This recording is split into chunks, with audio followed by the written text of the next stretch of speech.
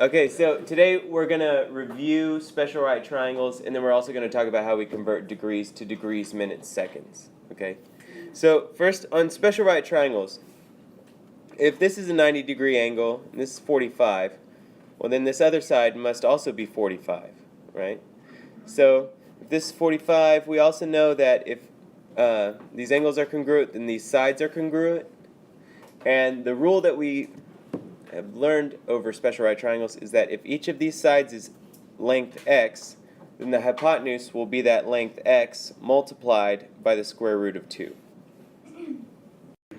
The other special right triangle is the 30, 60, 90. If we have a 30-degree angle and a 90, then this must be 60.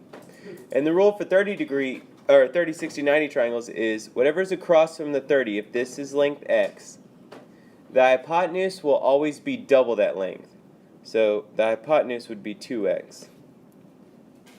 And whatever is across from the 60, so this side, will always be the short side times the square root of 3. Okay, let's apply some of those rules to find the missing side lengths. And we're going to put our answers in simplest radical form.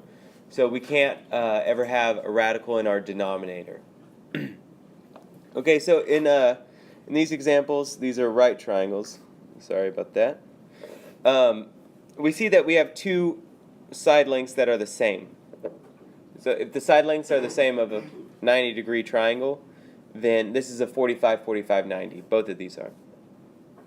So if this side is length 4, then this base is also length 4. And now to solve for the hypotenuse, let's think about those rules again. If this 4 is x, and this 4 is x, then the hypotenuse will be x times the square root of 2. So, since 4 is equal to x, this is just 4 times the square root of 2. Okay, here, this time I was given the hypotenuse is equal to 3. So, I'm going to still apply my rules. If this side is x, and this side is x, well then 3 equals x times the square root of 2. And I have to try to figure out what these x's are. So, if I know that x times the square root of 2 is equal to 3, to solve for x, we'll just divide both sides by the square root of 2. So if we're going from a large side to a smaller side, we're going to have to use division. Small sides to big sides, you're using multiplication. So divide by the square root of 2, and I've got x equals 3 over the square root of 2.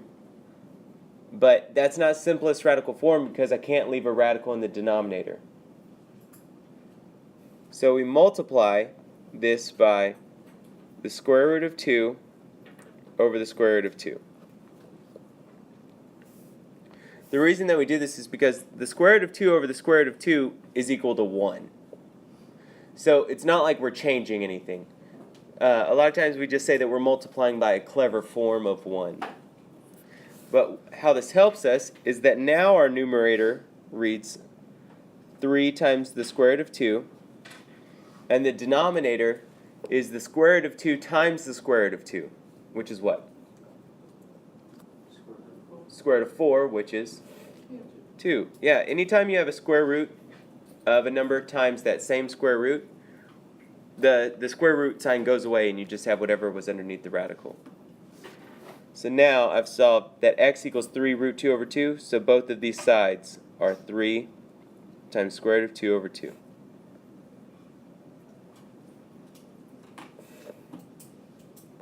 Alright, let's try some of these rules with 30, 60, 90 triangles.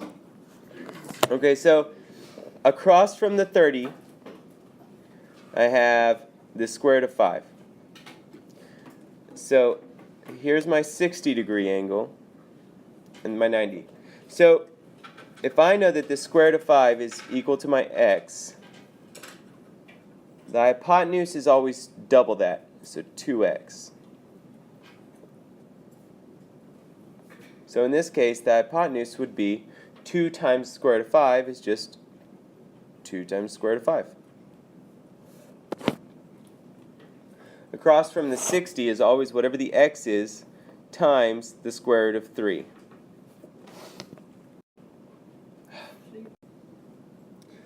So if this is x times the square root of 3, I have the square root of 5 times the square root of 3. Just leave it like that? Things inside the radical can multiply by each other, so this is equal to the square root of 15.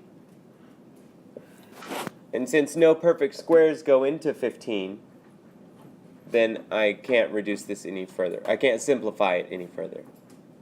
So I've gotten all my sides. Square root of 5, 2 square roots of 5, square root of 15. Okay, so in this last example, I'm given the side across from the 60. So I know that this 5 is equal to my x times the square root of 3. So I have to find my x and my 2x. Well, just like in the second example that we saw, if x times the square root of 3 equals 5, I can divide by the square root of 3 to get x is 5 over the square root of 3, but again, I can't leave that radical in the denominator, so what do I multiply by? Square root of 3 over square root of 3. And so this, my x will equal 5 times the square root of 3 over 3. Now, furthermore, if this 5 and this 3 could reduce, then we would reduce that as well, but they can't. So this side is 5 square roots of 3 divided by 3. So then our last side, 2 times that x, would be 10 square roots of 3 over 3. And then I have all three of my sides. 5 root 3 over 3, 10 root 3 over 3. Alright, so on a totally different note, we're going to do degrees, minutes, seconds. So this is like in geography whenever we're talking about like latitude and longitude, and we're talking about specific locations as far as their degrees, right? Because a 360-degree globe. Whenever we want to get like really precise, we have these optional things of minutes and seconds as well. And that's whenever you really want to zoom in. So I'm going to show you how to convert a degree to degrees, minutes, seconds. So we're going to convert. Let's convert 142.7658 degrees to degrees, minutes, seconds. And those little symbols are just what you put after each of the numbers. So it indicates the circle is the degrees, one line minutes, and so on. All right. Well, there's 142.7658. So we have 142 complete degrees. So for the degrees, we just keep that 142. Okay? Now, every degree is split up into 60 minutes. So for the minutes, we need to figure out how many complete minutes there are in this 0.7658. So the way that we do that is we take 0.7658 and we multiply it by 60. All right, so after we do this, we see we have 45.948. Okay, so now we have 45 complete minutes, right? So for my minutes portion, I'm going to put 45 minutes. And I have 0.948 minutes left over. So if there's 60 seconds in each minute, I just take that decimal, 0.948, multiply it by 60,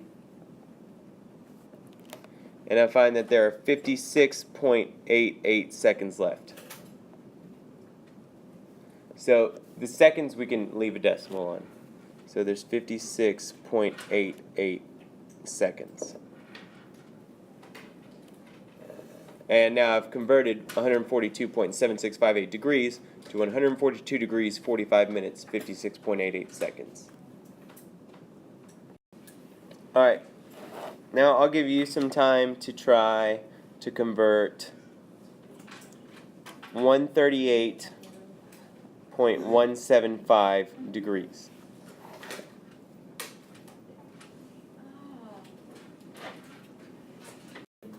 Oh my God. Yeah, so the 138 degrees stays. After multiplying the 0.175 by 60, we get the 10 minutes. And you had half left over, 0.5, so that gives me 30 seconds. All right. That's degrees, minutes, seconds.